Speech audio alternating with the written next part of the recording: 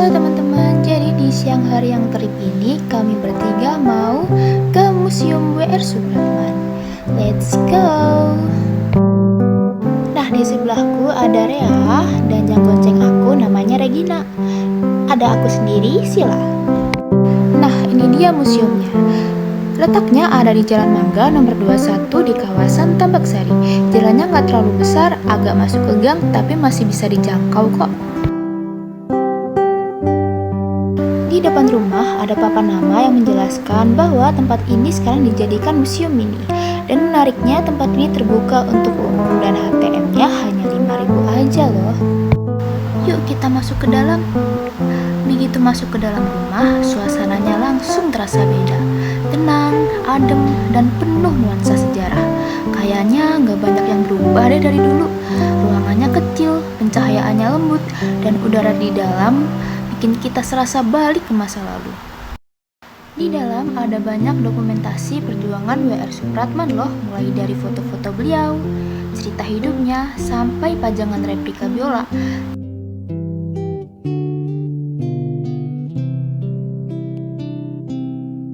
Nah, sekarang kita masuk ke dalam ruangan yang mungkin paling bersejarah dari rumah ini. Tempat di mana karya-karya W.R. Supratman dipajang dan dikenang. Nah, biola ini adalah alat musik yang dia gunakan untuk memainkan lagu Indonesia Raya pertama kali. Di ruangan ini, kita nggak cuma melihat benda-benda sejarah. Kita seolah diajak menyelami perjuangan seorang anak bangsa yang percaya bahwa musik bisa jadi senjata. Bukan senjata untuk menyakiti, tapi untuk menyatukan. Di sini kita bisa lihat teks asli lagu Indonesia Raya, lagu kebangsaan yang sampai hari ini masih kita nyanyikan dengan bangga. Liriknya sederhana, tapi mengandung semangat perjuangan yang luar biasa.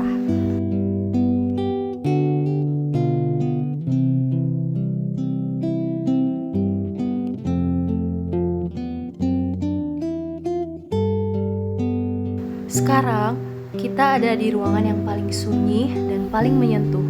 Disinilah W.R. Supratman menghabiskan hari-hari terakhirnya, sebelum akhirnya berpulang pada tahun 1938. Ruangan ini sederhana, tak ada kemewahan, meja dan dinding kayu yang menjadi saksi bisu perjuangan seorang seniman yang tidak pernah mengangkat senjata, tetapi lagunya mengguncang penjajahan. Ia meninggal dalam kesederhanaan, tapi meninggalkan warisan yang tak tergantikan. Lagu Indonesia Raya kini dikumandangkan di seluruh negeri, dari sekolah-sekolah hingga upacara kenegaraan. Semua berawal dari seorang pemuda di ruangan kecil seperti ini. Ada juga meja kerja sederhana, surat-surat tua, dan bahkan salinan surat kabar Sinpo yang pertama kali menerbitkan lirik Indonesia Raya. Nah, sekarang kita lagi ada di halaman belakang. Di sini ada makam simbolik W.R. Supratman, bukan makam asli, tetapi dibuat sebagai bentuk penghormatan.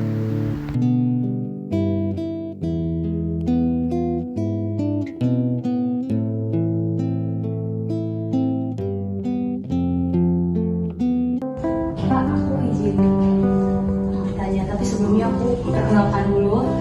Aku dari mahasiswa Universitas 17 Agustus, Surabaya. Kita dapat tugas untuk mengunjungi tempat-tempat bersejarah. Kebetulan kita memilih tempat ini.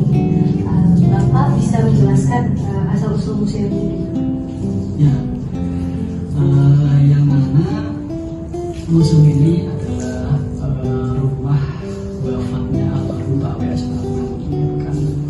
Dan beliau pernah tinggal di sini itu tercatat tahun 1937 hingga tahun 1938. Dan sebetulnya rumah ini sendiri itu adalah milik dari kakak perempuannya yang bernama Ibu Rupi. Kemudian pada tahun 2012 rumah atau bangunan ini diresmikan menjadi museum. Terima kasih, Pak. Seberapa pentingnya rumah ini dijaga untuk pelestarian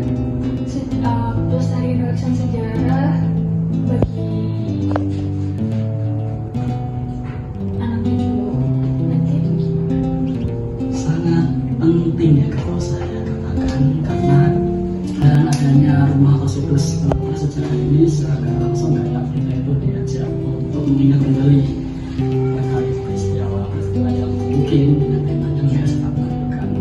Kemudian kita juga ingin mengajak teman-teman untuk kayak tidak lupa bahwa dulu pernah ada tokoh-tokoh yang betul-betul rela berjuang untuk mencapai sebuah kemerdekaan. Jadi untuk tempat atau situs-situs ini memang harus dijaga, terawat dan serta diperhatikan. Agar apa? Agar nilai sejarah yang ada di dalam itu enggak.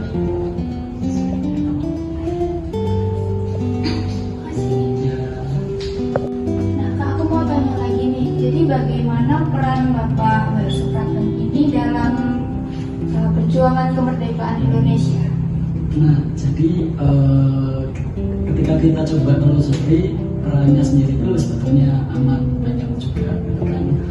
Salah satunya dengan beliau menciptakan lagu kebangsaan dan kemudian lagu itu bisa menjadi simbol rasa kesatuan dan persatuan, lalu juga bisa mengangkat semangat juang dan rasa nasionalisme juga, gitu kan. Kemudian beliau juga sempat bikin banyak karya sastra, termasuk buku-buku itu kan yang sempat juga diterbitkan, yaitu buku dengan judul Perawat Desa. Kemudian buku itu akhirnya dilarang dan disita oleh pemerintah Belanda.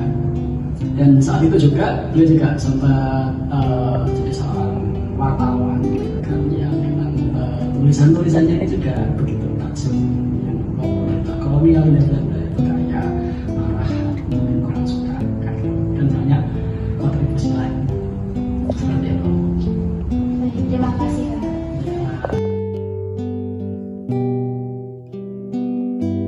Perjalanan ke rumah ini sederhana, tapi dampaknya luar biasa. Kita nggak cuma datang ke tempat wisata, tapi juga belajar menghargai sejarah. Lagu kebangsaan kita lahir dari pemuda, dari semangat dan dari cinta tanah air yang begitu dalam. Kalau kalian lagi di Surabaya, coba deh mampir ke sini. Tempat ini nggak cuma bersejarah, tapi juga penuh makna. See you. Mwah.